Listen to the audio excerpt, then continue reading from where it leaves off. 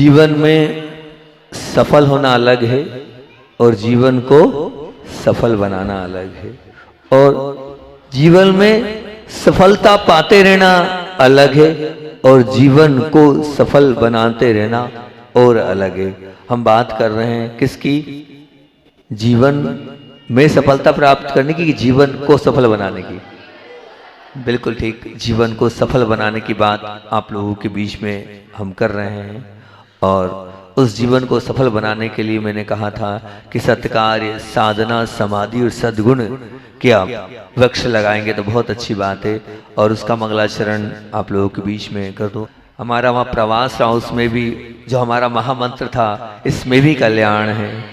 सच में इस मंत्र को मैं आपको बताऊं, एक बालक जो था वो आया, पाल सरनेम था, क्योंकि वहाँ तो वैष्णव संप्रदाय के बहुत सारे, हिंदू समाज के बहुत सारे बच्चे लोग स्वाध्याय के लिए आते थे। उस बालक ने इतनी अच्छी बात यहाँ आकर हमें बताई। कल भी वो आया, कल भी वो प्राइज जीत के ले गया। अकेला आया, तुम लोग कोई नहीं आए, लेकिन वो अकेला आया, अपने मामा को लेके आ गया, और कल भी वो जीत के ले गया। उसके पहले भी वो आया था 4-5 दिन पहले, 6 दिन पहले, तो उसने एक बात बोली, बोले महाराज जी बहुत कुछ सीखा, लेकिन एक मंत्र बहुत अच्छा लगा और सच में मुझे वो संबल प्रदान कर रहा है। हर परिस्थिति में जो ये मंत्र मैं कर लेता हूँ, इसमें भी बोले ये आपका महामंत्र मेरे बहुत काम आ रहा है, मेरे जीवन को बहुत आगे बढ़ा रहा है, और सच में इससे मेरी अंतरंग के परिणामों की निर्मलता और वास्तविकता में प्रतिकूल परिस्थितियों में भी मुझे अच्छा लगने लगता है। आप लोगों ने इसमें भी कल्याण है ये भी लिख के दिया, और साथ साथ में जो महामंत्र आपने ध्यान में सीखा, ओम झम नमः, उसको भी आपने बहुत सुंदर तरीके से प्रस्तुत किया। और सबसे बड़ी बात तो ये कि आप लोगों को मेरे 10 दिन का वो प्रवचन भी याद रहा, जो 10 दिन मैंने प्रवचन किए, उसको भी आपने बहुत सुंदर तरीके से अंकित कर दिया। गुड नेचर पर मैंने बात बोली थी, और आपने, मुझे यहाँ से दिख रहा है कि गुड नेचर का जी बोल रहा है जेंटल स्पीच, नंबर वाणी जी, ओ बोल रहा है ओपन माइंड अर्थात खुला मन जी, फिर ओ बोल रहा है ऑप्टोमेटिक थॉट्स चाहिए अर्थात आशावादी विचार चाहिए, फिर डी बोल रहा है डीप कंप्रेशन अर्थात गहरा स्नेह प्रेम चाहिए, और एन बोल रहा है नो एग्रेशन, बिल्कुल भी आक्रामकता नहीं चाहिए, और ए बोल रहा है एडुकेट अंडरस्टैंडिंग मतलब पर्याप्त समझ चाहिए, फिर टी बोल रहा है ट्रांसपेरेंट बिहेवियर अर्थात हमारा आचरण पारदर्शक होना चाहिए, यू बोल रहा है अनलिमिटेड पेशेंस अर्थात अमर्यादित धैर्य चाहिए, और आर बोल रहा है राइट एंगल अर्थात सही दृष्टिकोण चाहिए, और अंतिम में ई बोल रहा है एक्सपेक्टेशन लेस, अपेक्षाओं से रहित जीवन बनाओगे तो निश्चित रूप से आप बहुत सुंदर और बहुत महान बन जाओगे। बहुत सुंदर 10 वो भी देखा, और साथ साथ में आपने आगे क्या लिखा है, दुर्लभ गुरु कृपा से मैं तो पास था, मैं गुरु कृपा से बहुत बड़ा, मैं तो मास्टरी काय से बनाऊं और सच में गुरु कृपा से बनाऊं। और फिर आगे आप लोगों ने हमारे रात्रिकालीन स्वाध्याय कर्म कैसे करें, आपको स्वाध्याय बहुत अच्छा लगा, बहुत अच्छी बात है कि, और भी बहुत अच्छा। ओम अम नमः, ठीक है, ओम ओम नमः, आपको सब इच्छाओं पूरी करना है। ओम अह नमः, गुस्से को भी शांत करना है। बहुत सुंदर, आपने ध्यान सीखा भी और साथ में किया भी, बहुत अच्छी बात है कि बहुत सुंदर रहा, कर भी रहे हैं, डेली ऑनलाइन कर भी रहे हैं, बहुत सुंदर। आपको अच्छा लगता है ध्यान, कुछ फायदा हुआ? बताओ इन पिपरे वालों को कि हमको फायदा हुआ है। अब ये लोग क्या पता क्यों इतने, इनको इंटरेस्ट ही नहीं है ज्यादा ध्यान में, ये बहने तो कुछ देखो कितना सुंदर उन्होंने लाभ लिया पूरा। और वैसे मुझे बहुत कम रोना तो आता है, लेकिन जब भी गुरुदेव की याद आती है तो मेरी आंख से आंसू हो जाते हैं। एक बार बांसा में इन लोगों ने अचश्य की समाधि पर एक समाधि की वो निकाली थी और कार्यक्रम प्रस्तुत किया था। उस कार्यक्रम में मैं अपने आप को रोक नहीं पाया, इतना अपने आप में अंदर से द्रवीभूत हो गया कि वो पूरी रात और पूरा अगले दिन तक का लोगों ने कहा कभी ऐसा कार्यक्रम हम नहीं देखेंगे महाराज जी का हंसते हुए चेहरे पर, क्योंकि आचार्य श्री जी की याद इतनी आ गई कि मैं अपने आप को रोक नहीं पाया। दूसरी बार अभी आरोन में अंकित भाई गुना ने बहुत सुंदर भजन तैयार किया और रात्रिकालीन वो भजन सुनाया, तो उसके बाद में अपने को रोक नहीं पाया। और तीसरी बार तो आज मैंने अपने आप को बहुत संभाला है। जब उस बालक ने हृदय चीर कर बताया और गुरुजी को दिखाया, तो अंदर से आंख से आंसू आ गए। सच में अंदर से द्रवीभूत हो गया कि हमारे अंदर हैं गुरुदेव, सच में हैं गुरुदेव। भले वो चले गए, लेकिन हमारे पास गुरुदेव हैं। हम याद करेंगे तो निश्चित रूप से वो हमेशा मिलेंगे हैं। मैं आपको मैं बताता हूँ, मैं शिखर जी में गया था, तो शिखर जी में एक चंद्र सागर जी महाराज जी थे। उन्होंने हमको देखकर ये बोला, क्यों आचार्य विद्यासागर जी के शिष्य हो? तो मैंने कहा था हाँ बिल्कुल हूँ। तो उन्होंने मुझसे ये बात आज भी कभी याद आती तो मैं बोलता हूँ हमेशा, कि उन्होंने मुझसे कहा था कि भैया मैंने गलती कर ली और अन्य स्थान पर दीक्षा ले ली, तुम आचार्य भगवंत के चाहे ब्रह्मचारी बने रहना, लेकिन दीक्षा और कहीं मत लेना। तब मैं महाराज जी को बोल के आया था, चंद्र सागर जी महाराज जी उनका नाम था, चंदा प्रभु चैत्यालय उन्होंने वहाँ बनवाया है। मैं उनसे बोल के आया था, महाराज श्री जी मेरे रोम रोम में गुरुदेव बसे हैं। और मैंने कहा अगर सीना फाड़ोगे ना, वहाँ भी आचार्य श्री ही नजर आएंगे। मैंने कहा मैं पक्का हनुमान हूँ, निश्चित रखना मैं पक्का हनुमान हूँ, मेरे वो राम है। ये शब्द मैं बोल के आया था, वही शब्द मुझे आज याद आ गए तो आंख से आंसू गिर गए मेरे गुरुदेव की याद में। बहुत कम होता है, अच्छी पूजन अच्छी प्रस्तुति थी, बहुत सुंदर उन बच्चों की वो प्रस्तुति थी। और बहनों को तो मैं इतना सीरियस हो गया था कि 80% पूजा में तो अपने आप को संभालने में लग गए। आखिरी का देखा, बहनों का क्या देखा, लेकिन जो भी था बहुत अच्छा था। जैसा भी था सब लोगों ने बहुत अच्छी प्रस्तुति करी। यही तो है जिसमें भाव अंदर से गदगद हो जाते हैं। और मैंने आपसे यही कहा है कि मैं 2 चीज़ों में बड़ा ही समर्पित भाव से करता हूँ। अभी तक जब से मैं संघ से निकला हूँ, लगभग कभी कभार कोई ऐसी विशेष परिस्थिति में गुरुदेव की पूजन छूटी होगी, लेकिन आज तक मैंने गुरुदेव की पूजन नहीं छोड़ी। जिस दिन से संघ से बाहर हुआ हूँ, बिहार में भी पूजन कराता हूँ, क्योंकि उस बहाने गुरुदेव की याद आ जाती है। और लगभग प्रयास करता हूँ कि गुरुदेव के संस्मरण से उनको याद कर लेता हूँ, कम से कम उनकी वो याद आ जाती है तो बहुत अच्छा लगता हैगा।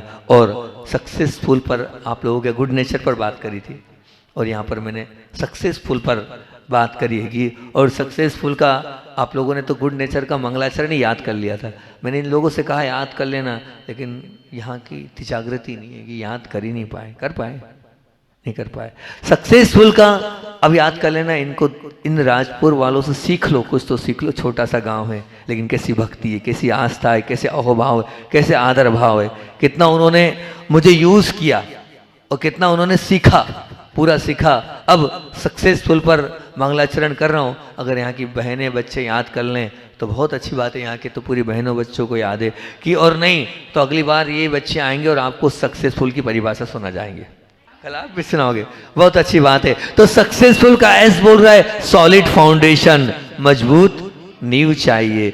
यू बोल रहा है अंडरगो एग्जामिनेशन, अर्थात परीक्षा से गुजरना होगा। सी बोल रहा है कंप्लीट डेडिकेशन, आपको सक्सेस होना है तो संपूर्ण तरीके से समर्पण चाहिए। और सी फिर बोल रहा है क्लियर इंटेंशन, अर्थात आपको आशा स्पष्ट होना चाहिए। ई बोल रहा है एलिमेंट डिप्रेशन, अर्थात खिन्नता से दूर रहो, चिड़चिड़ेपन से दूर रहो, तभी आप निश्चित रूप से अपने आप को सक्सेस कर पाओगे। फिर बोल रहे हैं एस बोल रहा है स्ट्रॉन्ग डिटर्मिनेशन, अर्थात दृढ़ निर्णय चाहिए। और फिर एस बोल रहा है सुपर कोऑपरेशन, अर्थात जबरदस्त सहकार्य चाहिए। एफ बोल रहा है फुल कॉन्सेंट्रेशन, बिल्कुल एकदम पूर्ण एकाग्रता चाहिए जब हम आगे बढ़ पाएंगे। यू बोल रहा है अंडरस्टैंड सिचुएशन, आपको उस परिस्थिति को भी समझना होगा अगर आप सक्सेस होना चाहते हो। और एल बोल रहा है लव फॉर रिस्ट्रिक्शन, अर्थात नियंत्रण के लिए प्रेम जरूरी है, और नियंत्रण के साथ प्रेम जरूरी है।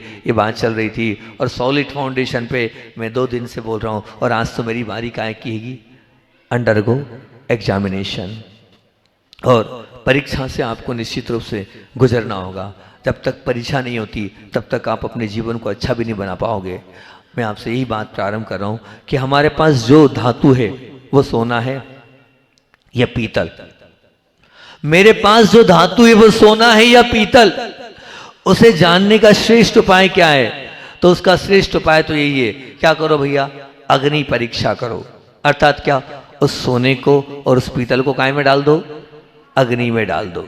दोनों धातु को डालो, काय में, आग में डाल दो। जो ज्यादा विशुद्ध होकर बाहर आए वो स्वर्ण है, और जो जीवन मतलब जो पिघल जाए वो पीतल है। जो और विशुद्ध होकर बाहर आए वो सोना है, और जो पिघल जाए वो पीतल है। ये बात लागू होती है उस धातु में, और यही लागू होती है हमारे जीवन में। यदि आप सफलता की तलहटी पर ही रुक जाना नहीं चाहते हो, उस तलहटी से आप अगर ऊपर की ओर बढ़ना चाहते हो और सफलता के शिखर की ओर पहुंच जाना चाहते हो, तो कठिन से कठिन परिस्थितियों में भी आप परीक्षाओं से पीछे मत हटो। परीक्षा आपकी होगी, और आप उन परीक्षाओं से गुजरने के लिए अपने मन मस्तिष्क को तैयार कर लो, अपने आप को तैयार कर लो कि नहीं, मुझे आगे बढ़ना है तो मुझे परीक्षा तो देनी ही होगी, और परीक्षा में मुझे पास होना ही होगा। क्योंकि निश्चित मान के चलना कि स्वर्ण की परीक्षा भले ही अग्नि करती है, स्वर्ण की परीक्षा भले ही अग्नि करती है निश्चित रूप से। और अगर कोई पर्वत चढ़ रहा है तो पर्वत को चढ़ने वाले के लिए की परीक्षा कौन करेगा? वो पर्वत की चढ़ाई करेगी। और अगर कोई नदी और सागर की उन तूफानों में भी तैर रहा है और विपरीत पानी चल रहा है और हम तैर रहे हैं, तो विपरीत प्रवाह जो होता है वो विपरीत प्रवाह ही परीक्षा की घड़ी का रहता है उस तैराक के लिए। परंतु अगर सफल बनना चाहते हो तो व्यक्ति की सफलता में मुख्य परीक्षा, वो नदी में तैर रहे हैं, जब विपरीत प्रभाव आता है तब हम तैर के बताते हैं, तो हमें पता चलता है शिखर के ऊपर चढ़ रहे हैं। और उस शिखर के ऊपर चढ़ने में जब वहाँ पर हाथ भी पकड़ने की नहीं रहती है और पकड़ भी नहीं पा रहे हैं और हम उस पर चढ़ रहे हैं, तब होता है। इसी प्रकार से अगर आपको अपने जीवन में सफल होना चाहते हो और सफल बनाने के लिए आपके जीवन में भी बहुत सारे ऐसे मौके आएंगे, उन 9 मौक़ों में 2 जगह आपको परीक्षाएं बहुत अच्छे से देनी है। कौन सी 2 जगह जहां आपको बिल्कुल बहुत अच्छे से अपने आप को फेल नहीं होने देना है? सबसे पहले तो प्रलोभन जब भी आए आप फेल मत होना। जब भी प्रलोभन मिले उन प्रलोभन के चक्कर में मत पड़ना, और पल पल पर क्षण क्षण पर आपको प्रलोभन मिलेंगे। बस अपने आप को उन प्रलोभनों से बचा कर रखना। और दूसरी परीक्षा होगी पीड़ाओं के समय। जब भी आपको पीड़ा मिले, कष्ट मिले, अपने आप को व्याधि से आप परेशान रहें, तब आपकी परीक्षा है। तो 2 समय बहुत मुख्य परीक्षा होती है। एक तो होती है प्रलोभन के समय, और एक होती है काय के समय? पीड़ा के समय। इन 2 समय में अपने आप को संभालना है। और एक बहुत अच्छे कोच हैं जिनका नाम चल रहा है ग्रैंड ब्रैडमैन, वो अपने क्रिकेटरों से हमेशा चेतावनी देते थे। और वो क्या कहते थे? सावधान रहना। कब? ललचाने वाली गेंद से। ललचाने वाली गेंद आएगी और आपको वो क्या करेगी? देंगी। लेकिन आप उस ललचाने वाली गेंद को अच्छे से नहीं खेलोगे, उसके लालच में आ जाओगे तो आउट हो जाओगे। इसलिए ललचाने वाली गेंद मतलब क्या? प्रलोभन। ध्यान रखना, आपको प्रलोभन मिलेंगे, लेकिन यदि आप परीक्षा में उत्तीर्ण होना चाहते हो तो प्रलोभनों को इनकार करते रहना और पीड़ाओं को स्वीकार करते रहना। 100% आप निश्चित मान के चलना आपकी जीत हो जाएगी। मान लीजिए आपने कोई नियम लिया, परीक्षा का आनंद तो लेना ही है, परीक्षा बिना जीवन का आनंद नहीं होता है। राजपुर के बच्चे बैठे हैं, सुन लो पिपरे वाली बहनों, इन बच्चों ने क्या नियम लिया। एक साथ बरवई में छोटे छोटे गाँव में मुझे बहुत अच्छा लगता है। सब लोग बोलते हैं महाराज आप इतने छोटे छोटे गाँव में कैसे रह लेते हो, आप बड़े गाँव में क्यों नहीं जाते हो। मैंने कहा हमें छोटे बांसा जैसे स्थान, 52 गजा जैसा स्थान, बामोरा, छोटे छोटे स्थान ही हमें पसंद है। वहाँ के लोग बहुत अच्छे होते हैं, वहाँ के लोग तुरंत आ जाते हैं। वहाँ कोई दुकानदारी की इतनी मगजमारी नहीं कि रात को 9 बज रही है 10 बज रही है, कोई ऐसा कोई नौकरी पेशे वाला मामला नहीं है। वहाँ सब के सब थोड़ी सी देर में इकट्ठे हो जाते हैं सच में। और अपने आप में वहाँ का माहौल, अब जैसे मैं आपको बताऊँ, मैं बताता रहता हूँ बम्बई और एलोरा में चतुर्मास के लिए पूरी ताकत बम्बई समाज ने लगा दी थी कि महाराज जी आपका चतुर्मास चाहिए, पूरी ताकत पूरी शक्ति। और इतनी बार हमारे पास आए, शायद ही कोई इतने आया होगा, और इतनी बार गुरु जी के पास गए। पर मैंने एक ही बात बोल दी थी, मेरा नाम वहाँ मत लेना। मैंने हमारे गुरुदेव के पास नाम नहीं चलता है।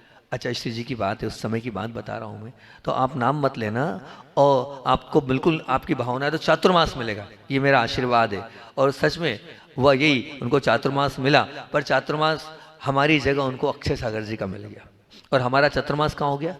एलोरा। आचार्य श्री की आज्ञा आई, आपको एलोरा की ओर जाना है। और उस वक्त हमारे संदान सागर जी बिखर गए। यही तो है, आचार्य श्री छोटी सी जगह भेज रहे हैं और वहाँ पर क्या होगा, छोटा सा गांव है, 20 घर के बीच में भेज रहे हैं, इतनी मेहनत कर रहे थे और आप भी ऐसे हो। उनसे बोला भी नहीं, वो बम्बई वाले जाते थे तो आपने उनसे स्पष्ट कहा नाम मत लेना, और आपसे ऐसी परेशान है। वो खूब गर्म हुए, बड़ी मुश्किल से उनको संभाला। वो जल्दी गर्म हो जाते हैं। मगर जल्दी नहीं करो, जो गुरुदेव करते हैं वो बहुत अच्छा करते हैं, आप समझो तो सही महाराज। नहीं, बिल्कुल नहीं समझूंगा, मेरी बिल्कुल इच्छा नहीं है। आचार्य श्री को आप पत्र लिखो कि बम्बई वाले हमारे लिए आ रहे थे, आपने अक्षय सागर जी क्यों भेजा। बड़ी मुश्किल से उनको संभाला, समझाया, बताया। और मैं आपको वही बता रहा हूँ, छोटे से गांव की बात कल भी करी थी और आज भी कर रहा हूँ कि दिनेश जी गंगवाल आज 4 साल 5 साल से जिनवाणी जब से संघ से निकला हूँ, अनन्य भक्त हैं जुड़े हुए। वो प्रति वर्ष का जिनवाणी का पूरा खर्चा उठाते, लाखों का वो खर्चा होता है, लेकिन कभी उनकी तरफ से मनाही नहीं रहती। वो आए, बम्बई के रहने वाले हैं, उन्होंने अपनी बात बोली कि महाराज जी हमें ये समझ में नहीं आ रहा है, हमारी बम्बई जैसी जगह में हम चातुर्मास करा रहे हैं, आचार्य श्री जी की आज्ञा है। बोले वहाँ क्या मुश्किल से 3-4 वहाँ पर शुद्ध भोजन, 5 शुद्ध भोजन लग रहे हैं, या 40-40 लग रहे हैं, समझ में नहीं आ रहा है। और बोले वहाँ शिविरार्थी 70 और यहाँ 1400 शिविरार्थी 10 लक्षण में। वहाँ सुबह सिर्फ 1 घंटा और शाम को बड़ी मुश्किल से 1 घंटा, और बाकी पूरे दिन महाराज जी के पास कोई नहीं, और भीड़ मिलेगी सिर्फ रविवार के दिन। बाकी दिन 6 दिन क्या है, बैठे रहे। बोले क्या है, मैंने संदान सागर जी को जाके बताओ कि अब देखो यहाँ 1400 शिविरार्थी और वहाँ 70 शिविरार्थी। मैंने कहा अंतर बताओ, ये एलोरा है, छोटा सा गांव है, लेकिन यहाँ कितने 25-30 शुद्ध भोजन लग रहे हैं, वहाँ 4-5 लग रहे हैं। वहाँ लोगों को फुर्सत ही नहीं है भगवान से जुड़ने की और गुरु से जुड़ने की। तो मैंने कहा क्या काम का ऐसा बड़ा शहर, क्या काम की ऐसी मेट्रो सिटी, कोई काम की नहीं है। कम से कम आप दौड़े यहाँ पूजन के लिए तो आ गए, नहीं तो वो आते क्या, कहीं से लेके कहीं तक नहीं आते। तो निश्चित रूप से ये मान के चलना कि छोटे छोटे गांव अपने आप में उनमें भक्ति अपार होती है, अंदर से अहोभाव उनको मिलता नहीं है। कोई छोटे गांव में जाना चाहता नहीं है, वो भूखे हैं, वो प्यासे हैं, और उनकी उस भूख को मैं तो कहता हूँ बिल्कुल शांत करने जाना चाहिए। जहाँ पर भूख प्यास हो वहीं तो भोजन देना जाना चाहिए, वहीं तो उनकी प्यास बुझाने जाना चाहिए। तो निश्चित रूप से तो मैं ये बोल रहा था कि राजपुर में और बरवई में एक बहुत अच्छा सा नियम दिया था। बहनों सुनोगी क्या नियम दिया था वहाँ पर? उस दिन भी मौका मिला था तो मैंने पूरा, आवाज़ तो वो वाला प्रकरण नहीं है, पूरा ब्रह्मचर्य व्रत, और इस पर मैंने कहा था, इतना सा नियम दिया था। मैंने कहा इन बहनों से ही बोला था कि सब करना, मैं ये नहीं बोल रहा हूँ, लेकिन अपने आप को जब तक विवाह नहीं हो तब तक ब्रह्मचर्य व्रत के साथ जोड़ के रखना। कम से कम अपने शरीर को अपवित्र मत करना, कम से कम इतना कर लेना, अपने शरीर को अपवित्र मत करना, अपने आप को बेदाग रखना, अपने आप के जीवन पे आप काला टीका मत लगाना। तुम्हारी पवित्रता ही तुम्हारे जीवन को अच्छा बनाएगी, और तुम पवित्र हो लिए तो निश्चित मान के चलना तुम्हारा सब कुछ पवित्र हो गया। पूरी बहनों ने यही नियम लिया था। मैंने कहा हम ये नहीं कह रहे कि तुम बात नहीं करो, ऐसा वाला ब्रह्मचर्य मैं नहीं दे रहा हूँ, आपस में खूब बात करो, बात करने की पूरी छूट। ऐसे महाराज तुम्हें कहीं नहीं मिलेंगे, ठीक है ना, पूरी छूट। लेकिन कम से कम इतना कमिटमेंट कर लो, सब करेंगे लेकिन अपने चारित्र को निर्मल बनाए रखेंगे, अपने चारित्र को विवाह के पहले अपवित्र नहीं करेंगे। और आज योग संयोग की बात है कि आज बहनें आई हैं, वैसे तो आती नहीं एक साथ इतनी, रोज आते हैं, नहीं आते, इतनी नहीं आती हैं, रोज आते हैं, अलग अलग बैठती है, इसलिए आज इकट्ठी बैठती हैं। तो उन राजपुर की बहनों से सीख लो, उन बरवई की बहनों से सीख लो, और इतना कमिटमेंट कर लो कि महाराज जी जब तक विवाह होगा तब तक अपने आप को अपवित्र नहीं करेंगे, गलती से हो भी गए आगे नहीं करेंगे, उससे भी क्षमा याचना करके अपने पापों को निर्मल और अपने आप को पवित्र बनाएंगे। हो सकता है भैया, बोलो हो जाएगा, बोलो ना भाई, दिखी नहीं है। हमारी बहन है तो तुरंत खड़ी हो गई थी राजपुर की, तुरंत 1 मिनट नहीं लगा तो खड़ी हो गई थी। वो जो आ गया महाराज जी, पक्का खड़े हो गए, वो पीछे की नहीं हो रही खड़ी, उनको लगता है नहीं करना है, करना है। पूरी राजपुर की बहन, पूरी राजपुरी निकल रहा है, मैं क्या करूँ, उन्होंने इतना किया है कि उन्हीं का नाम निकल रहा है। तो पूरी पिपरे की बहनें तैयार हैं, अच्छे से तैयार हैं, वो जोड़ो हाथ, जोड़ो हाथ अच्छे से तो जोड़ो, बहुत अच्छा। हाँ बोलो, हे महाराज जी, आपको हम वचन देते हैं, जब तक विवाह नहीं होता है अपने आप को ब्रह्मचर्य से जोड़े रखेंगे, अपने आप को अपवित्र नहीं करेंगे। पक्का वचन दे दिया गुरु को। 9 बार नमोकार मंत्र पढ़ लो, हैं आपका आजीवन। ठीक ठीक ठीक, 9 बार नमोकार मंत्र पढ़ो, खड़े होके पढ़ो, मुझे गिनने में आ जाए। 1 2 3 4 5 6 7 8 9 10 11 12 13 14 15 16 17 18 19 20 21 22 23 24 25 26 27 28 29 30 31 32 34 35 36, बहुत सारी हैं तो 36 बहनें। बहुत अच्छा, बहुत बढ़िया, पूरा पूरा दोनों हाथ से आशीर्वाद। बहुत अच्छा काम हुआ, लगभग 40 बहनें हो गई हैं। और हाँ, आशीर्वाद आशीर्वाद। ध्यान रखना, गुरु को वचन दिया है, अब पवित्र मत होने देना अपने आप को, अपने ब्रह्मचर्य को अखंडित, बिल्कुल खंडित नहीं करना, अखंडित रखना। बैठ जाओ, सबको बहुत बहुत आशीर्वाद। पूरी 35-36 बहनें जिन्होंने अपने आप को निर्मल बना लिया, जिन्होंने अपने आप को पवित्र बना लिया और अपने जीवन को सचमुच में आपने गुरु की बात मानकर अच्छा बना लिया। और मैं ये नहीं बोल रहा हूँ कि राजपुर अच्छा है, पिपरी वाले भी अच्छे हैं, पिपरी वाले भी अच्छे हैं, निश्चित रूप से उनकी भक्ति भी हैगी। ध्यान रखना, सुनो ध्यान से, नियम लिया है परीक्षा होगी, नियम लिया है आपको जीवन में बार बार प्रलोभन मिलेंगे, और प्रलोभन मिलेंगे, उन प्रलोभनों के सामने अपने आप को बिल्कुल अडिग रखना, अपने आप को बिल्कुल भी किसी भी तरह से अपने इस नियम को आपको तोड़ना नहीं है। आप हर मोड़ पर और हर स्थान पर आपकी परीक्षा होती चली जाती है, क्योंकि चारित्र के प्रति अधिकतर आपको लालच मिलेगी, लेकिन नहीं, आपको अपने आप को बहुत अच्छे से बना कर रखना है। और मैं ये तो हमेशा कह रहा हूँ कि आप ये निश्चित मान के चलना, जितनी पीड़ा, सुनना, जितनी पीड़ा आना हो तो ध्यान रखना, वो पीड़ा ही भगवान बनाती है। अगर पीड़ा नहीं मिलेगी तो भगवान भी याद नहीं आएंगे। कष्ट में ही हमें क्या होता है, गुरु और प्रभु अच्छे से याद आते हैं। तो अब याद बिल्कुल आ रहे हैं, परीक्षा से आपको पीछे हटना नहीं, क्योंकि परीक्षा के माध्यम से ही हमारी क्षमताओं का हमें आकलन होता है। जब परीक्षा होती है तभी समझ में आता है कि मैं कितनी शक्तिशाली आत्मा हूँ, मेरी कितनी पावर है और मेरी कितनी ऊर्जा है, मेरे अंदर क्या क्षमता है, मेरी सामर्थ्य मुझे अगर पता करना है तो सामर्थ्य को पता करने का एक ही तरीका है कि आप परीक्षा से पीछे नहीं हटो। परीक्षा देने में हमेशा हर क्षण हर पल आप तैयार रहो, क्योंकि आप अगर मान लो परीक्षा से पीछे हट गए तो निश्चित रूप से वो परीक्षा देकर, मैं आपको एक बात बहुत अच्छी बता रहा हूँ और सच में ऐसा होता भी है कि मान लीजिए एक महाराज जी थे, सुनना बहुत अच्छी बात बता रहा हूँ। एक महाराज जी थे, उन महाराज जी का नियम था, क्या नियम था, एकदम रियल घटना आपको सुना रहा हूँ। उन महाराज जी का नियम था कि वो चतुर्मास के पहले आचार्य महाराज के पास चले गए और उनसे कहा कि आचार्य श्री जी, आपने कल मूलाचार में बहुत अच्छी बात बताई कि जो साधक चतुर्दशी को लगातार जीवन पर्यंत उपवास करता है उसके लिए कभी प्रायश्चित के उपवास की आवश्यकता नहीं, पर शर्त ये कि उसे जीवन पर्यंत करना पड़ेगा, कितनी भी प्रतिकूल परिस्थिति हो उसे छोड़ना नहीं है। क्योंकि एक मूलाचार में गाथा आती है, उस साधक को मतलब प्रायश्चित के उपवास लेने की आवश्यकता नहीं है, जो हर चतुर्दशी को उपवास शाश्वत रूप से करता है, अखंड रूप से करता है।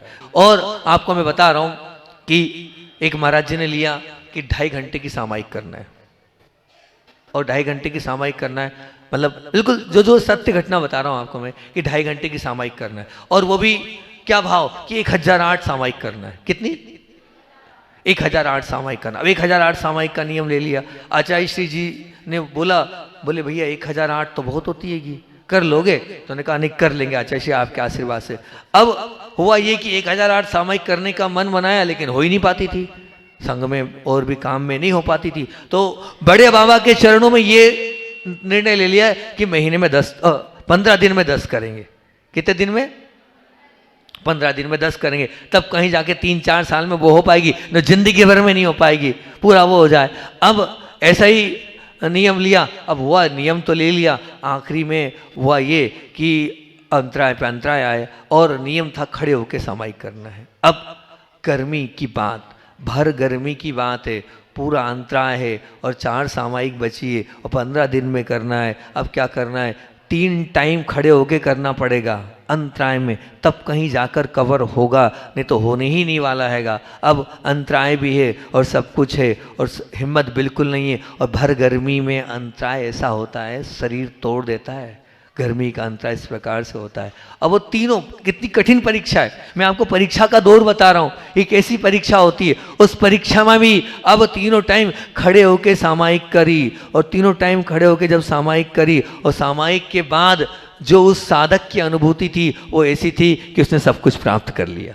क्योंकि परीक्षा के बाद जो मिलता है आनंद, हम ऐसे नहीं हो रहा है और नहीं में हम अगर करते हैं तो उसका जो आनंद होता है वो कुछ अलग ही आनंद होता है। उसकी जो अनुभूति होती है वो तो वो साधक ही जानता है कि मैंने क्या कर लिया, जो नहीं कर पा रहा था उस चीज़ को मैंने कर लिया, तो वो अनुभूति अलग ही होती है। इसलिए परीक्षा से कभी पीछे हटना नहीं।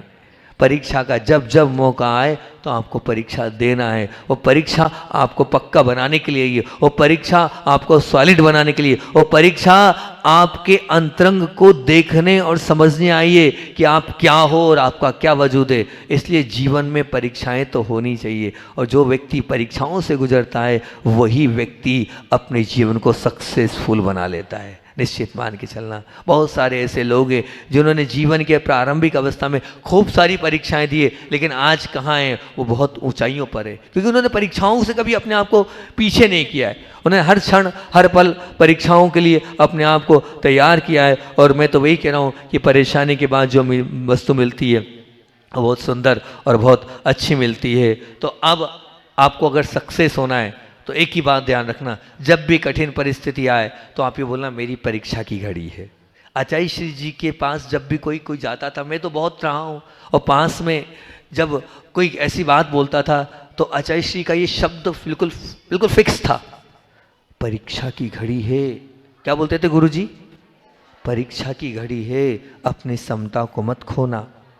कोई बहुत बीमार आता था या कोई बहुत नुकसान लग गया है या कोई ऐसी परेशानी में आता था, ये गुरुदेव का एकदम ऐसा शब्द था, ये रामबाण था, ये मंत्र था हमारे गुरुदेव का। वो बोलते थे परीक्षा की घड़ी है, इसमें अपने मन को संभालना, समता बनाए रखना, फेल नहीं होना, फेल बिल्कुल भी नहीं होना।